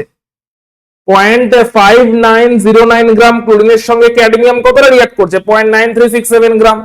তাহলে তো দিস মাচ ক্যাডমিয়াম ক্লোরাইড তৈরি হচ্ছে। তাহলে 0.5909 গ্রামের সঙ্গে রিঅ্যাক্ট করছে 0.9367, তাহলে 35.5 গ্রাম ক্লোরিনের সঙ্গে রিঅ্যাক্ট করবে হাউ মাচ? এটা আসবে, সেটাই হচ্ছে ক্যাডমিয়ামের ইকুইভ্যালেন্ট ওয়েট। এবারে ইকুইভ্যালেন্ট ওয়েট বেরিয়েছে, কিন্তু চেয়েছে শুধু ইকুইভ্যালেন্ট ওয়েট চাইনি, সঙ্গে কিন্তু অ্যাটমিক মাসও চেয়েছে। এবার অ্যাটমিক মাস আর ইকুইভ্যালেন্ট ওয়েটের মধ্যে কি রিলেশন? সেটা হচ্ছে atomic mass is equal to valency into equivalent weight. Valency into equivalent weight. Valency কত? ভ্যালেন্সি হচ্ছে 2, ক্যাডমিয়াম ক্লোরাইড দেখতে পাচ্ছি CdCl2, তাহলে ভ্যালেন্সি 2 ইনটু ইকুইভ্যালেন্ট ওয়েট, যেটা আসবে সেটা করলেই आंसर পেয়ে যাব। এটা কত আসছে দেখো, এটা তো आंसर দিয়েছে 56.27, এটা আসা উচিত 56.27 আসা উচিত, এটা কিনা ইকুইভ্যালেন্ট ওয়েট। তাহলে এই 56.27 কে মাল্টিপ্লাই যদি করে দিই 2 দিয়ে, ভ্যালেন্সি দিয়ে, তাহলে আমরা অ্যাটমিক মাস পেয়ে যাব, যেটা কিনা 112.55 যেটা দিয়েছে। হোপফুলি ঠিকই आंसर দেওয়া আছে। বলো বলো বলো, কোনটা 54 হবে বল?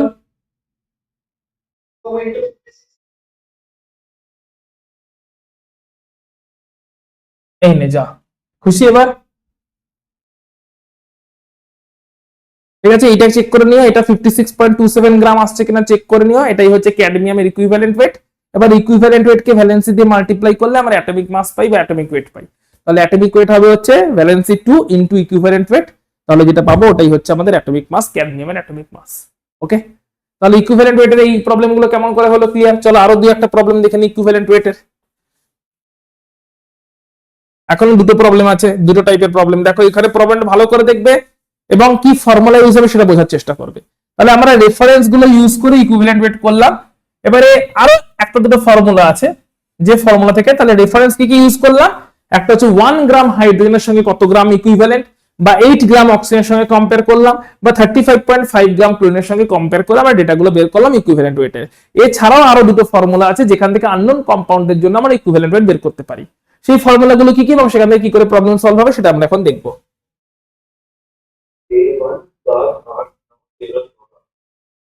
হ্যাঁ প্রত্যাশ বলো, কি বলছো?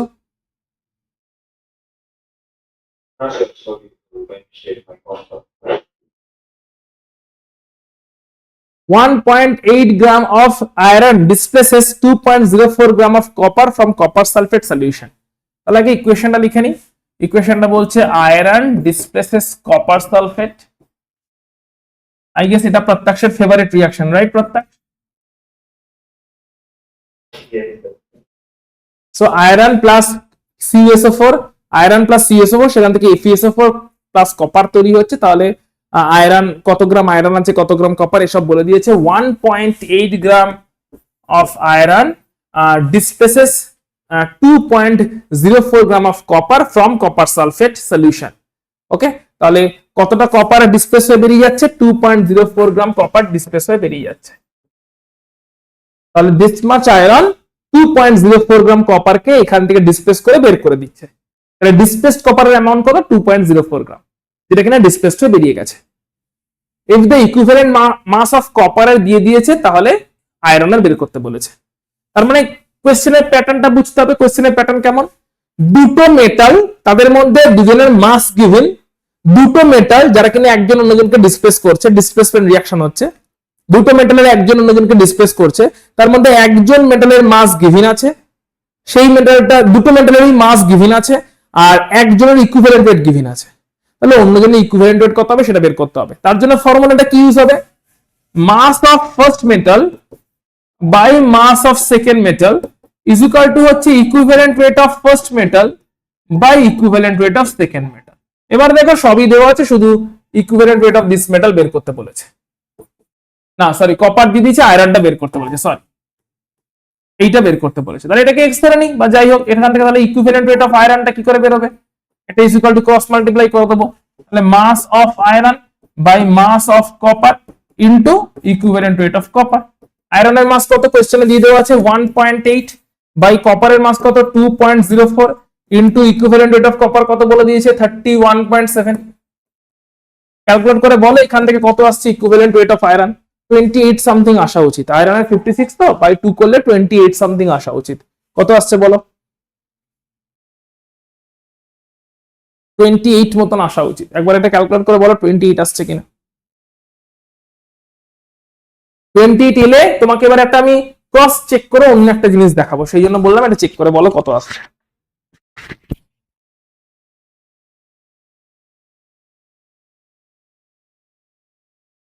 কত আসছে বলো?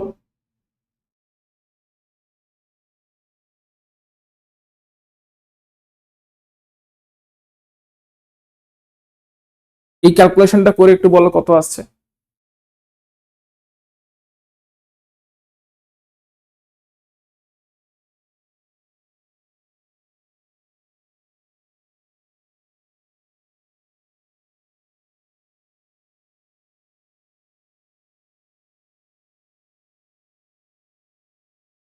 কত আসছে রে? কত আসছে? 27.9, 28 বা 27.9 বললে কেউ একজন। 28 আসছে, ঠিক আছে। আচ্ছা এবার একটা মজার জিনিস দেখাচ্ছি, দেখো এটা তো আমরা ফর্মুলা থ্রু দিয়ে দেখলাম, যেখানে আমরা মলিকুলার ওয়েট টোয়েট কিছু জানি। এবার আমরা নোন যদি হতো তাহলে এটা বের করতে পারতাম, একই রকমই আনসার বেরোতো। কেমন করে বেরোতো দেখো, এখানে আনসারটা আসলে বুঝে গেছে। ফর্মুলাটা কি ইউজ হয়েছে? ফর্মুলাটা ইউজ হয়েছে দুটো মেটালের যারা কিনা কেমন মেটাল, এমনি এমনি মেটাল নয়, যারা কিনা একে অপরকে ডিসপ্লেস করছে এরকম মেটাল। দুটো মেটাল যারা কিনা একে অপরকে ডিসপ্লেস করছে ইকুয়াল টু যে তাদের রেশিও ইকুয়াল টু যে তাদের ইকুইভ্যালেন্ট ওয়েটের ratio.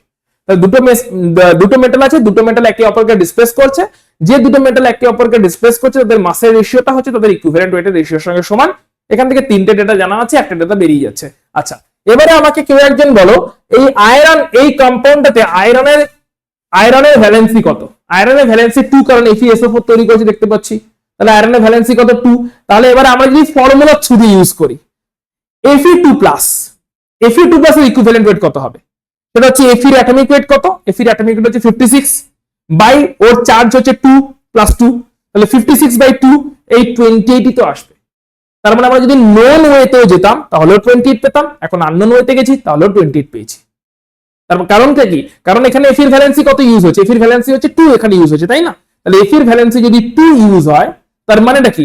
Atomic weight by valency, এটা করলে ইকুইভ্যালেন্ট ওয়েট পাওয়া যায়। এই যে একটু আগে ফর্মুলা দেখেছি, অ্যাটমিক ওয়েট বাই ভ্যালেন্সি করে দিলে ইকুইভ্যালেন্ট ওয়েট পাওয়া যাবে, বিকজ অ্যাটমিক ওয়েট হচ্ছে ভ্যালেন্সি ইনটু ইকুইভ্যালেন্ট ওয়েট। তাহলে অ্যাটমিক ওয়েট বাই ভ্যালেন্সি করলে ইকুইভ্যালেন্ট ওয়েট পাওয়া যাবে। অ্যাটমিক ওয়েট কত আয়রনের? 56, ভ্যালেন্সি কত 2, তাহলে ইকুইভ্যালেন্ট ওয়েট 28 পাওয়া যাচ্ছে, যেটা কিনা এই ফর্মুলা থেকেও পাওয়া যাচ্ছে দেখতে পাচ্ছি। আমরা আশা করছি এখান থেকে একই জিনিস, মানে এক্সপেরিমেন্টাল ওয়েতে করি বা ফর্মুলা জানা থাকলে সেই ওয়েতে করি, আলটিমেটলি জিনিসটা কিন্তু একই। কথাটা হচ্ছে যে যেরকম ডেটা দেওয়া থাকবে, সবসময় যে ফর্মুলা বেসড ডেটা দেওয়া থাকবে তার কোনো মানে নেই। চলো আজকের মতো লাস্ট প্রবলেম। ওরে বাপরে অনেক বড় প্রবলেম। কি বলছে দেখো, 0.989 gram sodium chloride was dissolved 0.989 gram of sodium chloride were dissolved in water, okay, and silver nitrate was added in excess, মানে সিলভার ক্লোরাইড তৈরি হবে। The precipitate of silver chloride was washed, dried and weighed 2.42 gram. Silver chloride 2.42 gram তৈরি হয়েছে। Calculate the equivalent weight of sodium. Silver আর ক্লোরিনের equivalent weight দিয়ে দেওয়া আছে, সোডিয়ামের ইকুইভ্যালেন্ট ওয়েট বের করতে বলেছে। চলো তাহলে NaCl এখানে যে ফর্মুলাটা ইউজ হবে সেটা দেখে নি। NaCl প্লাস ইকুয়েশনটা হচ্ছে AgNO3, তাতে তৈরি হচ্ছে NaNO3। প্রত্যক্ষ তুমি কি আবার ট্রাই করছো? প্রত্যক্ষ খেমকা নামে এই মোমেন্টে একটা অ্যাডমিশনের রিকোয়েস্ট এসছে।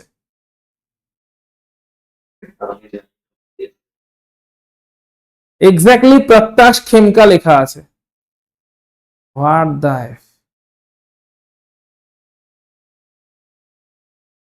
এটা কি হচ্ছে?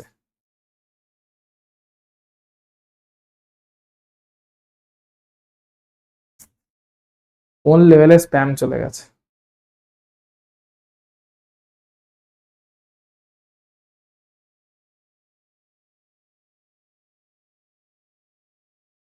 AgCl এর প্রেসিপিটেট এলো এবং সঙ্গে NaNO3 অ্যাকোয়াস সলিউশন তৈরি হলো। তাহলে এটা হয়ে যাচ্ছে হচ্ছে আমাদের, এটা হয়ে যাচ্ছে হচ্ছে কি, এটা হচ্ছে আমাদের তোমার NaCl রিঅ্যাকশনটা হয়ে গেল। ঠিক আছে, এবার আমাদের কি ফর্মুলাটা ইউজ হবে ভালো করে দেখবে। ফর্মুলাটা হচ্ছে দেখতে পাচ্ছি কারণ ডাবল ডিসপ্লেসমেন্ট, মানে এখন যে ফর্মুলাটা ইউজ করতে চলেছি আগেরটা কি ফর্মুলা ছিল? আচ্ছা অলরেডি যারা প্রেজেন্ট আছে তাদের মধ্যে আবার কেউ স্প্যামার বসেনি?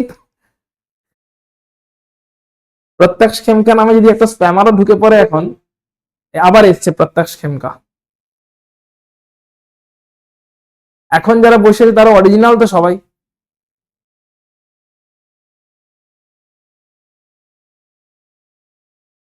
দেখি তুমি রেসপন্স করো, দেখি এরপর থেকে রেসপন্স নিতে হবে দেখছি। একই নামে এই অরাত রেসপন্স করো, তুমি অরিজিনাল তো? Okay Titas, original Titas? Yes, sir. Okay অনিকের রেসপন্স পেয়েছি দুই একবার, অনিক অরিজিনাল। আচ্ছা অভিনব, তুমি অরিজিনাল তো? এই অভিনব, অভিনব তুমি অরিজিনাল কিনা জানাও। আয়ুষ অরিজিনাল? ওকে দেবাত্রী অরিজিনাল? Yes, sir. ওকে প্রাচী অরিজিনাল? ওকে প্রত্যক্ষ অরিজিনাল? ওকে প্রমা অরিজিনাল? প্রমা অরিজিনাল, প্রমা অনেকবার রেসপন্স করেছে। শতরূপা অরিজিনাল? Yes, sir. ওকে সমৃদ্ধি? Yes, sir. ওকে সৌহার্দ্য অনেকবার রেসপন্স করেছে। ত্রিপর্ণা অরিজিনাল? ওকে সবাই অরিজিনালি প্রেজেন্ট আছে। কি অবস্থা, এই নামগুলো পাচ্ছি বা করতে গিয়ে জানছি বা কি করতে কে জানে।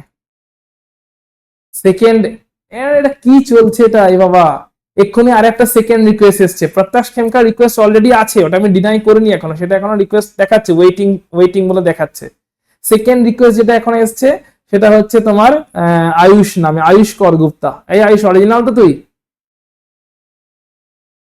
এইখানে আর একটা সেকেন্ড রিকোয়েস্ট, একদম এক্স্যাক্টলি নামগুলো নিয়ে নিয়ে কি করে বানাচ্ছে।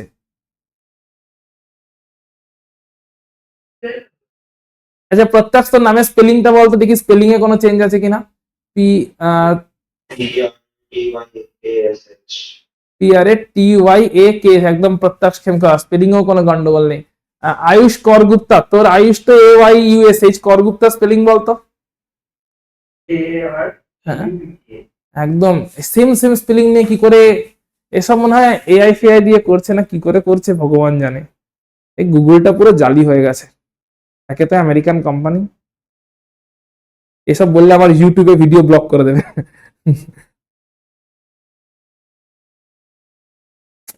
কি হয়ে গেছে, সব জালি হয়ে গেছে। যাকগে চলো, NaCl প্লাস AgNO3, তাহলে AgCl NaNO3 তৈরি হচ্ছে। তাহলে এখানে দেখতে পাচ্ছি আমরা কি হচ্ছে, এখানে হচ্ছে আমরা দেখতে পাচ্ছি ডাবল ডিসপ্লেসমেন্ট রিঅ্যাকশন হচ্ছে, রাইট? তাহলে ডাবল ডিসপ্লেসমেন্ট রিঅ্যাকশন যদি হয় তখন কি ফর্মুলা ইউজ হবে? তখন হচ্ছে আমরা মাস অফ একজন NaCl divided by mass of আর কারো দেওয়া আছে কি AgCl, এখানে ক্লোরিনটা কিন্তু কমন, ঠিক আছে? তাহলে একজনকে কমন রেখে দুজনের মাস পাচ্ছি, mass of NaCl by mass of AgCl, chlorine কিন্তু এখানে কমন, ইজ ইকুয়াল টু হবে equivalent weight of NaCl by equivalent weight of AgCl, is equal to হবে, এবারে Na আর Cl কে আলাদা আলাদা করব, equivalent weight of Na plus plus equivalent weight of Cl minus by equivalent weight of Ag plus plus equivalent weight of Cl minus. এটা হচ্ছে final formula দাঁড়াচ্ছে। এখান থেকে দেখতে হবে কি কি জানা আছে কি কি না জানা আছে। তাহলে কি করে বুঝলে? দেখো তাহলে আমরা কি কি নিতে পারতাম, কোশ্চেনে কি কি দিতে পারতো, NaCl এর মাস আর AgCl এর মাস যেখানে কিনা ক্লোরিনটা কমন, অথবা NaCl এর মাস আর NaNO3 এর মাস যেখানে কিনা Na টা কমন, অথবা AgNO3 এর মাস আর AgCl এর মাস যেখানে কিনা Ag টা কমন, অথবা AgNO3 এর মাস আর NaNO3 এর মাস যেখানে কিনা NO3 টা কমন। তাহলে যে কোনো কমন নিয়ে আনসার কিন্তু এখানে মানে ডেটা দেওয়া থাকবে, যেখানে কিনা একজন করে কমন এলিমেন্ট আছে আর দুজনের মাস দেওয়া আছে। তাহলে NaCl AgCl এর মাস দেওয়া আছে কোশ্চেনে আর Cl টা কমন, তাহলে রেশিও কি দাঁড়াচ্ছে, এদের মাসের রেশিও ইজ ইকুয়াল টু এদের ইকুইভ্যালেন্ট ওয়েটের রেশিও, আর ইকুইভ্যালেন্ট ওয়েটটাকে আবার স্প্লিট করে দেওয়া যায় যে equivalent weight of Na plus equivalent weight of Cl by equivalent weight of Ag by equivalent weight of Cl plus equivalent weight of Cl। এই স্প্লিটিংটা করে দেওয়া যায় ইকুইভ্যালেন্ট ওয়েটের রেসপেক্টে। তাহলে এবারে আমরা কার কার ভ্যালু দেওয়া আছে দেখবো। NaCl এর মাস দেওয়া আছে, NaCl এর মাস দিয়ে দিয়েছে কোথায়, এই 0.989, তাহলে 0.989 বাই AgCl দেওয়া আছে, AgCl দেওয়া আছে 2.42 is equal two Na plus এর ইকুইভ্যালেন্ট রেট অফ সোডিয়াম বের করতে বলেছে, তাহলে সোডিয়াম যেটা বের করতে বলেছে সেটা হচ্ছে এটাকে x ধরে নি, x plus equivalent rate of chlorine দিয়ে দিয়েছে, ক্লোরিন দিয়ে দিয়েছে 35.5, তাহলে x plus 35.5 by equivalent rate of sodium দিয়ে দিয়েছে, সিলভার দিয়ে দিয়েছে, সিলভার দিয়ে দিয়েছে 108, তাহলে 108 plus equivalent rate of chlorine দেওয়া আছে 35.5, তাহলে সবই দেওয়া আছে, x বের করতে হবে, এখান থেকে x বের করে নেবে, তোমরা পেয়ে যাবে হচ্ছে ইকুইভ্যালেন্ট ওয়েট অফ সোডিয়াম, যেটা কিনা আমাদের জানতে চেয়েছিল কত আসা উচিত আগে থাকতে আমরা প্রেডিক্ট করতে পারি। সোডিয়াম কি, সোডিয়ামের ভ্যালেন্সি কত 1, তাহলে অ্যাটমিক ওয়েট কত সোডিয়ামের 23 হচ্ছে atomic weight, atomic weight by valency 23/1, 23 আসা উচিত, একবার ক্যালকুলেট করে চেক করে বলো 23 আসছে কিনা, 23 বা 22.9 এই দুটোর মধ্যে কোন একটা ভ্যালু আসা উচিত।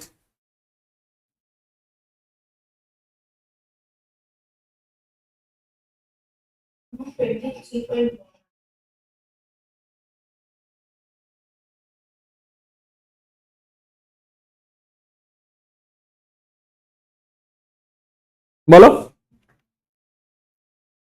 কত আসছে, এখান থেকে x ক্যালকুলেট করো, দিয়ে বলো কত আছে, 23 আসা উচিত বা 22.9 আসা উচিত, বলো কত আসছে।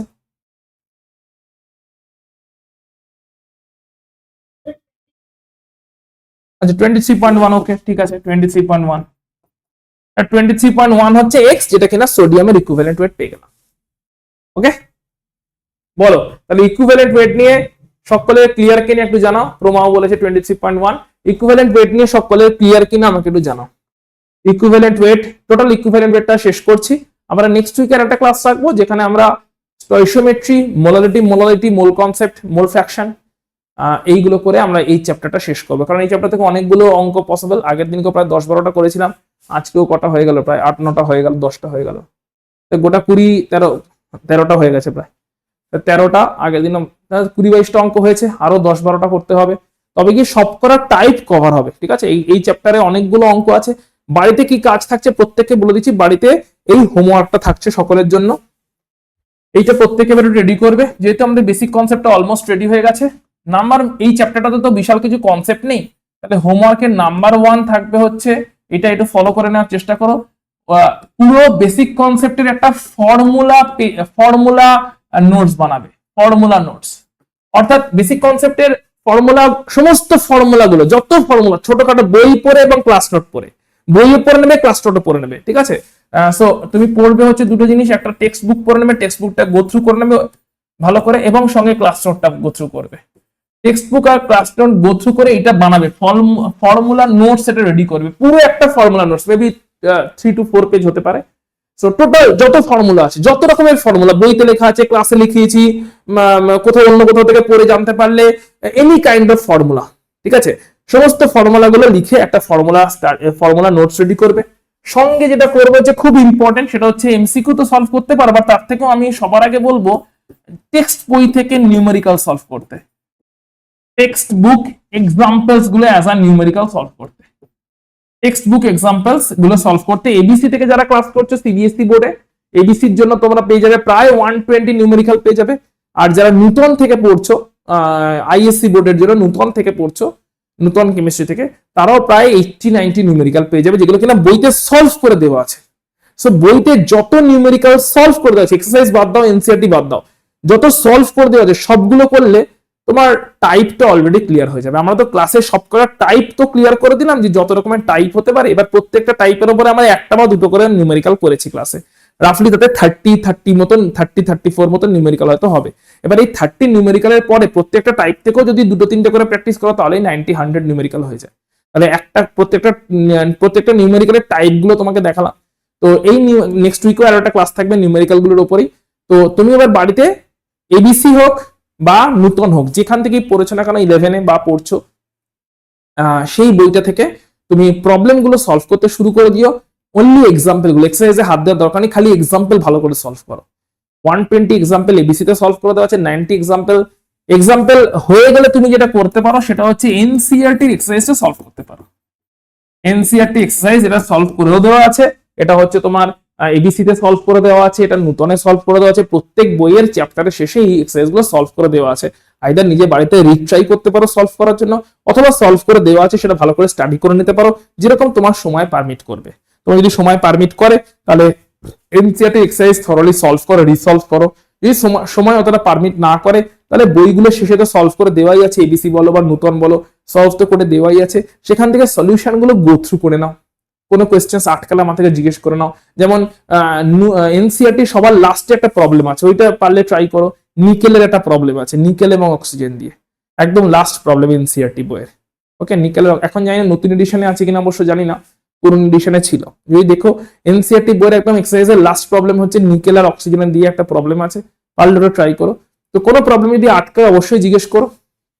আর এইভাবে তুমি এই স্ট্র্যাটেজিটা মেনটেন করো, সে তুমি 11-এ পড়ো 12-এ পড়ো, একটা করে সেলফ নোট রেডি করো, নিজের ভাষায় লেখাটা করে সেলফ নোট রেডি করো, আমাকে ক্লাসের শেষে দেখিয়ে নাও যে স্যার আমি এইভাবে রেডি করেছি, কিছু মডিফিকেশনস কারেকশনস থাকলে আমি দেখিয়ে দেবো। আর বাড়িতে নিউমেরিক্যাল গুলো সলভ করো, টেক্সট বুকের এক্সাম্পল গুলো যেগুলো আছে, সঙ্গে এনসিইআরটির এক্সারসাইজে আপাতত ফোকাস করো। টিওয়াইকিউ তে খুব বেশি লাফাঝাপি করার কোনো প্রয়োজন নেই। একটা জিনিস ভালো করে বলছি, মন দিয়ে শুনে নাও, যেরকম এক্সাম প্যাটার্ন আগামী দিনে হতে চলেছে, সে বোর্ডের এক্সাম হোক অথবা কম্পিটিটিভ এক্সামস হোক, তোমাকে তোমার এরকম নয় যে সব পড়ে একদম বিশাল কিছু করতে হবে। তোমাকে একটা ডেফিনিট স্ট্র্যাটেজি মেনটেন করে সিস্টেমেটিক্যালি এগিয়ে যেতে হবে, খুবই কামলি মানে একদম শান্তভাবে। এমন এটাও করছি ওটাও করছি 10 জায়গায় করছি, এটা এরকম নয়, হরপর করে তাড়াহুড়ো করে এরকম অ্যাপ্রোচটা রাখা যাবে না। একদম কাম এন্ড কোয়াইটলি একটা টেক্সট বুককে ফলো করতে হবে, সেই টেক্সট বুককে একদম গুলে খেতে হবে। That should be your approach.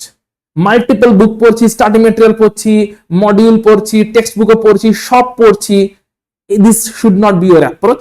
Current যেরকম আমাদের আপকামিং সিচুয়েশন আসতে চলেছে, তোমার অ্যাপ্রোচ হবে take one text book and digest the text book. আমি রিড বলবো না, আমি বলবো ডাইজেস্ট দ্য টেক্সট বুক। যে কোনো একটা টেক্সট বুক পিক আপ করো। আইএস এর জন্য তোমার নূতন ইজ ওকে, সিবিএসসি এর জন্য এবিসি কেমিস্ট্রি আমার প্রেফারেবল।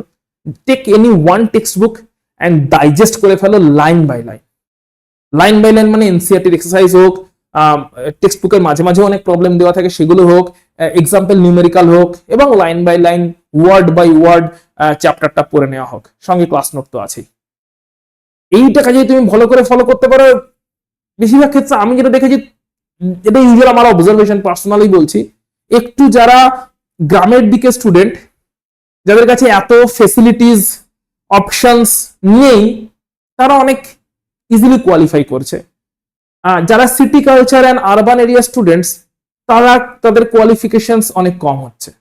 তারা এত ডিস্ট্রাকশনস এর মধ্যে তোমরা পড়ে যাচ্ছ, বা সিস্টেম তোমাদের ফেলে দিচ্ছে, এটা ওটা সেটা 10টা জিনিসের মধ্যে হাতড়াচ্ছ। This should not be your approach.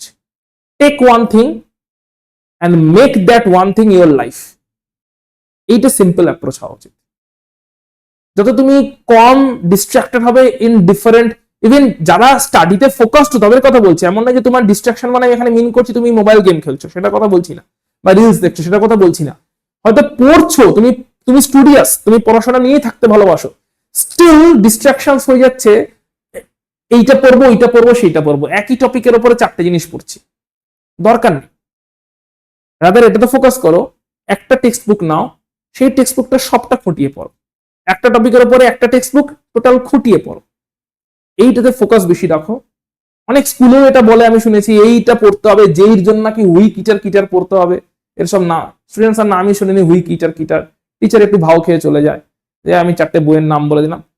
একটা পার্টিকুলার টেক্সট বুক পড়বে এবং সেটাকে একদম লাইন বাই লাইন খুঁটিয়ে পড়বে। যদি এই সিম্পল অ্যাপ্রোচটুকু রাখতে পারো, দেখবে তোমার মানে কোয়ালিফাই হওয়া থেকে কেউ আটকাবে না।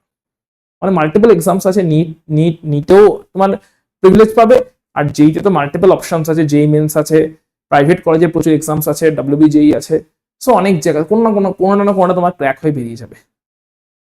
আর নিতেও অনেক প্রিভিলেজ পাবে তুমি যদি এই প্যাটার্নটা ফলো করো। আর কোয়েশ্চেন ব্যাংক হিসেবে দেখতে গেলে একটা পার্টিকুলার কোয়েশ্চেন ব্যাংক তুমি ফলো করতে পারো, আরিহান্তের অল ইন ওয়ান বলে একটা কোয়েশ্চেন ব্যাংক আছে, সেটা ট্রাই করতে পারো। NCERT at your finger tips বলে একটা কোয়েশ্চেন ব্যাংক আছে, সেটাও ট্রাই করতে পারো। সো এরকম কোনো একটা কোয়েশ্চেন ব্যাংক ধরো, এমন নয় মাল্টিপল কোয়েশ্চেন ব্যাংক এক্ষুনি ধরার দরকার নেই, লাস্টের দিকে যত বেশি বেশি করে প্র্যাকটিস করবে। কিন্তু মাল্টিপল কোয়েশ্চেন ব্যাংকে না গিয়ে কোনো একটা কোয়েশ্চেন ব্যাংক আর একটা টেক্সট বুক, এইভাবে ফোকাস করে যদি পড়তে থাকো লাইন বাই লাইন, আমার মনে হয় এটা অনেক বেশি তোমাকে ফোকাস রাখবে, লেস ক্যাওটিক রাখবে, অনেক বেশি সিস্টেমেটিক রাখবে, এবং তোমার কনফিডেন্স বাড়াতে হেল্প করবে। অনেকেই তোমরা হয়তো ফিল করবে, দেখো যত আরো জার্নি যাবে তত ফিল করতে পারবে এগুলো, যে করছো তো অনেক কিছুই কিন্তু ঠিক কনফিডেন্স আসছে না। ওটার কারণটা সামহাও অনেক কিছু করার মাধ্যমে কি হচ্ছে বলতো, ভেতরে একটা lack of something, lack of information বলো বা ল্যাক অফ কনফিডেন্স বলে একটা রেজিস্টার্ড হচ্ছে। আমি এতগুলো করলেও আমার কনফিডেন্স তারপরেও এলো না। কনফিডেন্স আসছে না এটা কারণ অনেকগুলো জিনিস করছো, একটাই টপিকের উপরে 10টা জিনিস ট্রাই করছো। তো এই স্ট্র্যাটেজিটা আমি পার্সোনালি ফলো করি, যারা আমার কথা শুনে ফলো করেছে এবারও র্যাঙ্ক করেছে, র্যাঙ্ক এনেছে, বিশাল কিছু হেক্টিক হয়নি, মার্কস 12 তো মার্কস নিয়ে এসছে। এবারে OSM এর থ্রু দিয়ে মার্কিং পেপার চেক হয়েছে সিবিএসসি বোর্ডে, তো তারপরেও 95, 94 করে মার্কস নিয়ে এসছে স্টুডেন্টসরা। সুতরাং স্ট্র্যাটেজিটা কাজ করছে, যেটা আমি দেখতে পাচ্ছি লাস্ট 5-6 ইয়ার্স ধরে আমি যেভাবে বলছি, তাতে স্টুডেন্টসদের হেক্টিসিটি কম হয়, ফোকাস থাকে অ্যান্ড মার্কস আসে, যেটা কিনা আমাদের অবজেক্টিভ থাকে। ঠিক আছে, তো এইভাবে একটু পড়াশোনা করো, আশা করছি সকলের দিনের শেষে ভালো রেজাল্ট হবে। আজকে ক্লাসটা আমরা এখানে শেষ করছি। অঙ্কগুলো নিয়ে কারো কোনো ডাউট থাকলে আমাকে জিজ্ঞেস করতে পারো, আদারওয়াইজ রেসপেক্টিভ যে তোমাদের সঙ্গে শিডিউল ক্লাস আছে সেই শিডিউল ক্লাসে দেখা হবে। আর নেক্সট ফ্রাইডে অ্যাজ ইউজুয়াল একটা এক্সট্রা ক্লাস থাকবে, যে এক্সট্রা ক্লাসে আমরা বেসিক কনসেপ্টে আরো কিছু নিউমেরিক্যাল স্টাডি করবো। কোনো ডাউট থাকলে জিজ্ঞেস করো, আদারওয়াইজ আজকের মতো আমরা এখানে ক্লাস ড্রপ করবো।